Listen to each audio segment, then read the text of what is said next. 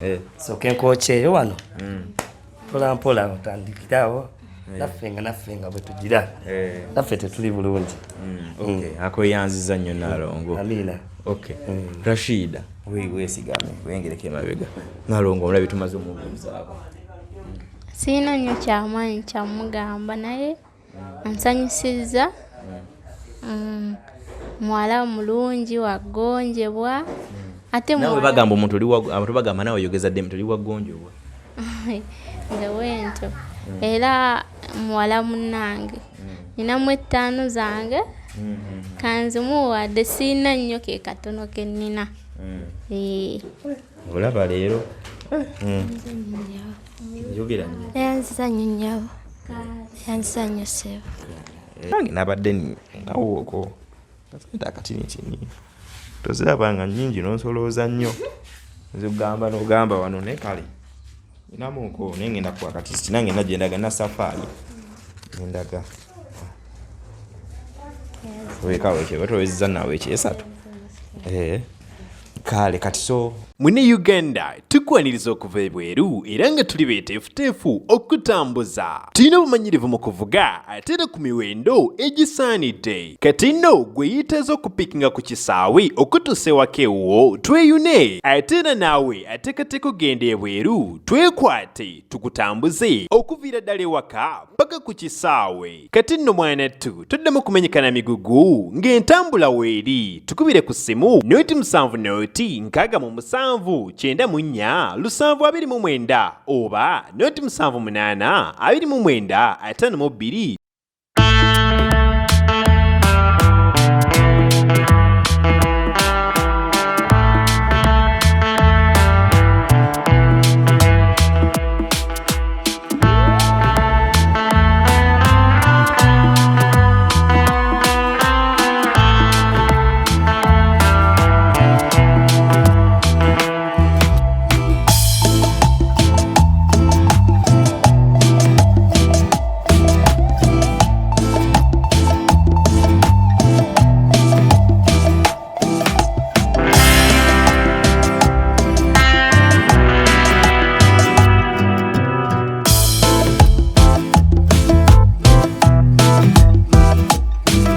Kale nze Sonko Muhammad omukutu gutandika kusinzira okuba ate nga tukuweereza atuli bukasa tuzze okukyalira ku Nalongo Prosi kyali kikyemanyi mumanyi bulungi nnyo mwenna.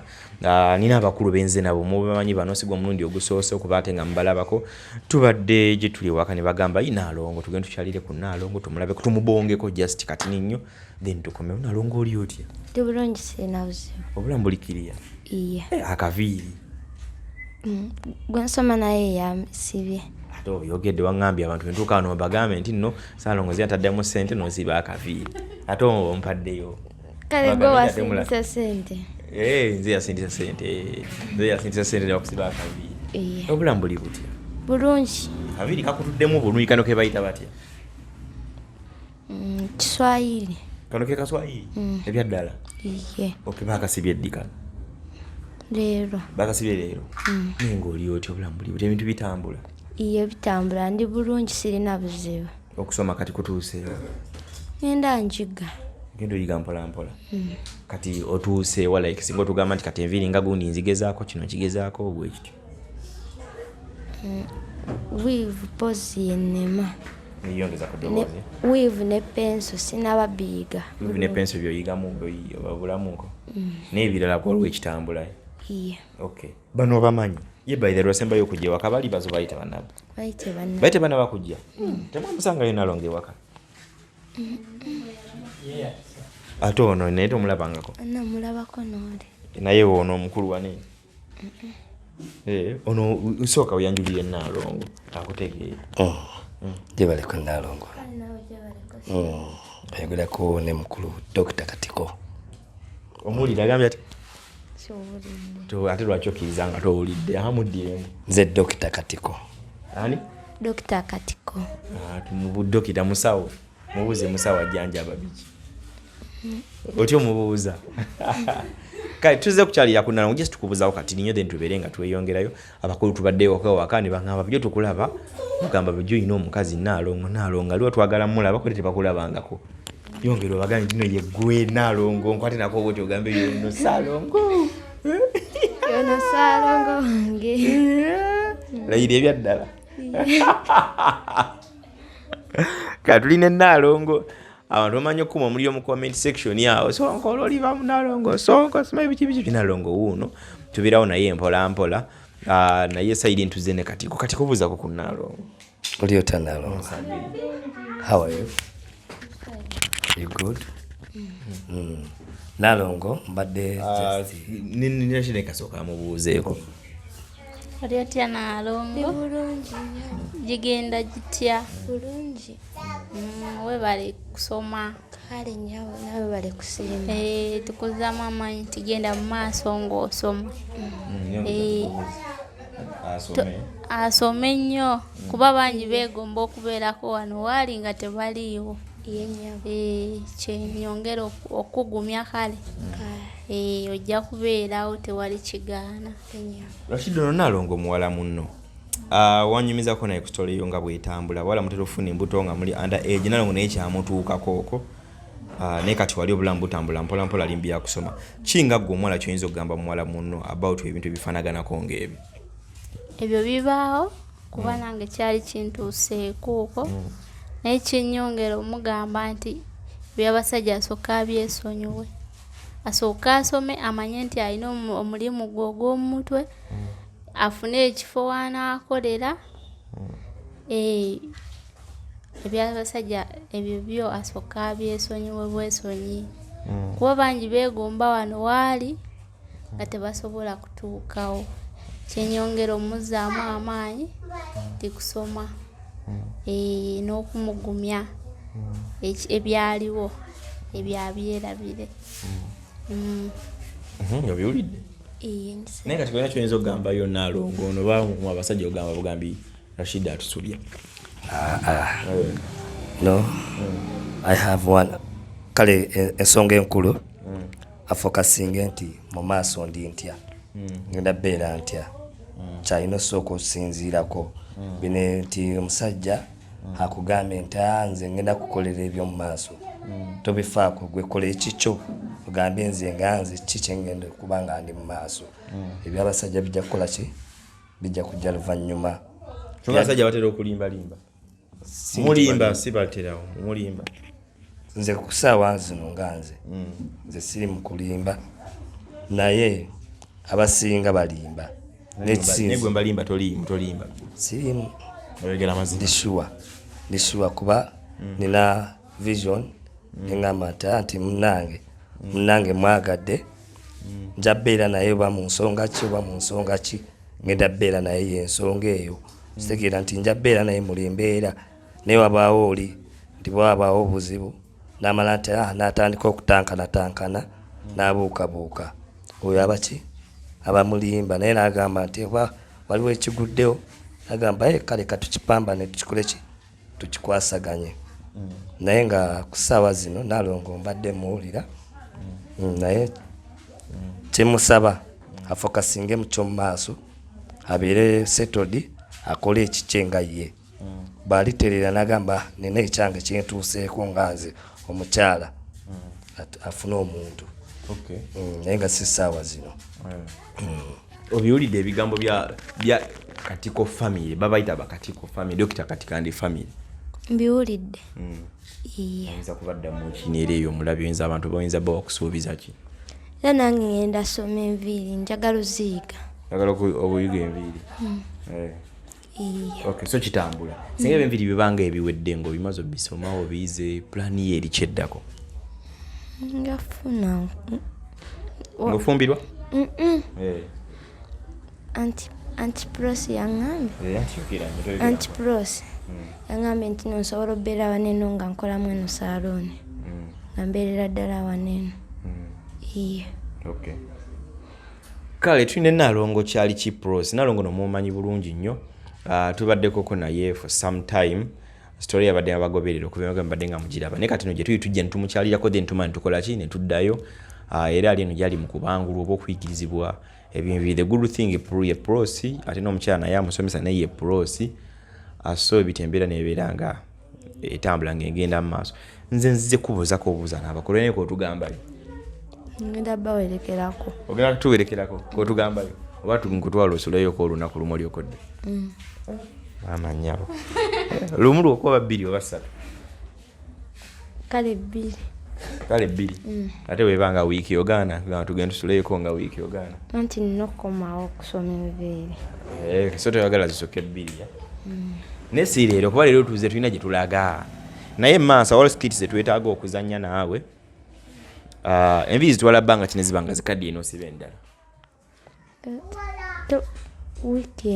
wiiki ngemu katujja bazaawo wiiki ngemu 2 nga zikadde kuba tulina skiti zetuyinza okuzannyako naawe ziri about bakadaama tulina script giri mu kuwandiika ng'ogenda kuzannya nga kadaama ne Saalongowo ng'ogenze ku kyeyo kuba ekyeyo naye nga sente zoweereza Saalongo ate Saalongo ng'azikwana mu bakazi balala ogende okukomawo nga sente tezikyaliwo kumpi oba Saalongo ayagala n'okutta nga tayagala otuuke because yakuweereza sente n'ozirya ne ziggwawo so tugenda abatula tugenda gezaako okukola abantu kola skits eziraga engeri bakadaama gye babbibwamu oba gye baliibwamu sente zaabwe abamu basirwala ne basibalyakoze wa boyfriends abamu babalimbalimba sente ne bazibalyako so tugenda bakolera skits zifaanaganako nga bweso gye bujja mu maaso so Nalongo nagenda zifiicaringa mu bulungi nnyo nnyini ddala akazanyo katambule balabala saana wali wantumwa omufaliso obadde nga toddanga mufuma omufaliso so kiri ndowooza ogufunye ngoleese ebyokwebika naye oyinayo ebyo kati so naye kiba kiganye onkoonako kamobairo mali nakuweereza wakafunyisa ekyo alhamdulillah kati oli kiriya bulungi nnyo akyekyo okay so ekiba kiganye then onkoonako kyemba nsobodde okolerawo instantly faliso ntuddewo okugguleeta nemaze nenguleeta osolewo osulanga wagunda olowooze bulungi nnyo ebintu bitambule nina ekyoyagalayo kyonna kyogamba nti Saalongo ati siwali badde onkolerayo kino tewaliyo nyo kyamaani kyakala bakimpa wagiyugira nnyo ngotunudde erimu antipros abikuwa antipros ate nemba nina mu 2 zange nenzikugamba antipros ne 2 azimpa nedda gwalina zimpa ezo so embanga ayina mulowooza oyagala ye bugundi wabugula omuntu walina okugula obweno waggulu biki nebirala byonna ogulayoko wetaaga okwongerayo okobulala babaguza meka gyobugula 5 n'ogulayo so obufulayo bulala nga 2 3 era kiba kikola ate eri wansi yo tulikiriyo otegedde okiteera okay so tulina Nalongo kyali kipros tumubuuzaako mpola tuzze omumukyalirako kati wemba nga ninamu okuyagana enkwayoko nga mmeka nga gwe Nalongo mutwalo gonna okay so Dr Katiko nange tumaze omubuuzaako ne Rashida so twagala tubeere nga tuddayoko ewaffe olina kyomugambayo Nalongo nze badde ngaotera omuwulira nga bamwogerako nga muwulira nga simutegeera naye nze annyumidde lwakuba naffe nga babimanyi tetuli bulungi ekiri awo naye nze anyumidde badde nyamugulira artist abeeko kafunayo agiregire naye atetenkanye naffe tetuyimiridde bulungi omugaga Katiko nga babimanyi asokako soke nkokyeyo wano mpolampola otandikirawo naffe nga bwe tugira naffe tetuli bulungi akweyanziza nnyo Nalongo amina okay Rashida weesigame wengereko emabega Nalongo omulabi tumaze omubuuzaako siina nnyo kyamaanyi kyamugamba naye ansanyusizza muwala mulungi wagonjebwa ate nawe bagamba omuntu abantu bagamba nawe oyogeza ddemu toli wagonjebwa nga wento era muwala munnange ninamu 5 zange kanzimuwadde siina nnyo ke katono ke nnina olaba leero yogera nnyo yanzizanyo sebo okay so ye Nalongo kyali kindooza tewagambye omuntu oyo teguzze obeera okyayagala ne Saalongo naye akwate mu Saalongo naye akwate mu abakazi temusaasira bannaye mbadde manyi kati kiwedde naleese bookubya oluseke kiwedde naye tewagala ngo ntolooze nange nveemu 5 kale ono Nalongo tuli naye bannaye sometimes omuntu okulaga okwagala guba mutima kyenyinza okubagamba bw'oba olina omutima omubi n'o pretending otya kimala ne kiva eri abantu nera oba olina omutima guli soft nga mulungi ate nga gwagaliza abantu abalala era kisobola okulabika mu ngeri emu oba endala.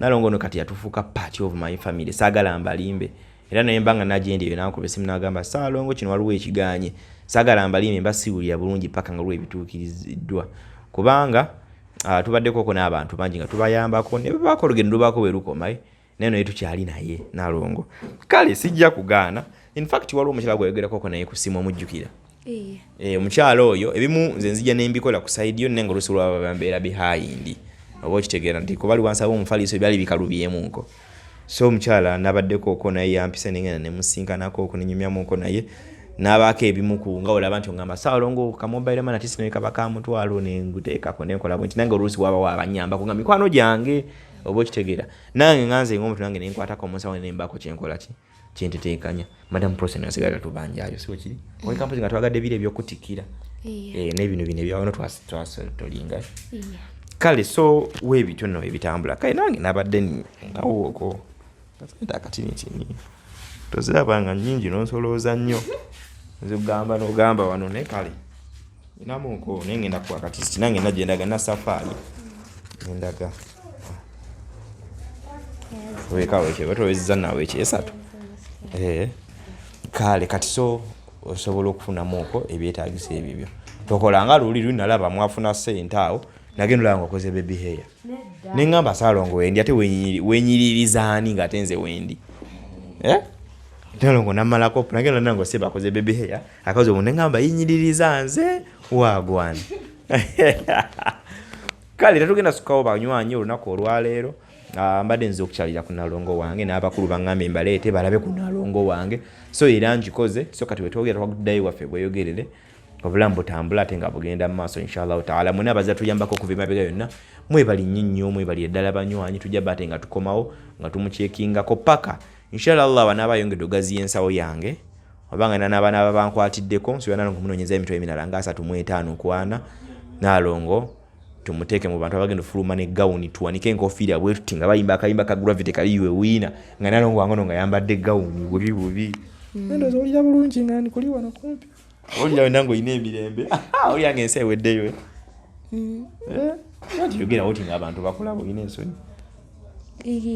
anti bakasa nti ndi Saalongo anti ontya n'okuntya otya kale Nalongo kyale kipress kale tujja banga tukoma Professor Kaide yabadde ku kamera ya Good Talent so Talent Empire tunayo mukuru Paul eli aya kuwata ebifaananyi nze Sonko Muhammad Saidi eno assalamu alaikum wa rahmatullahi wa barakatuh. Mune Uganda tukwaniriza okuva ebweru era nga tuli beeteefuteefu okutambuza tulina obumanyirivu mu kuvuga ate era ku miwendo egisaanidde kati nno gwe yiteeza okupikinga ku kisaawe okutuusa ewaka ewuwo tweyune ate era naawe ateekateeka genda ebweru twekwate tukutambuze okuviira ddala ewaka paka ku kisaawe kati nno mwanattu toddamu kumenyekana migugu ng'entambula weeri tukubire ku ssimu noti 7 noti 6 7 9 7 oba noti 7 8 2 9 5 2 155.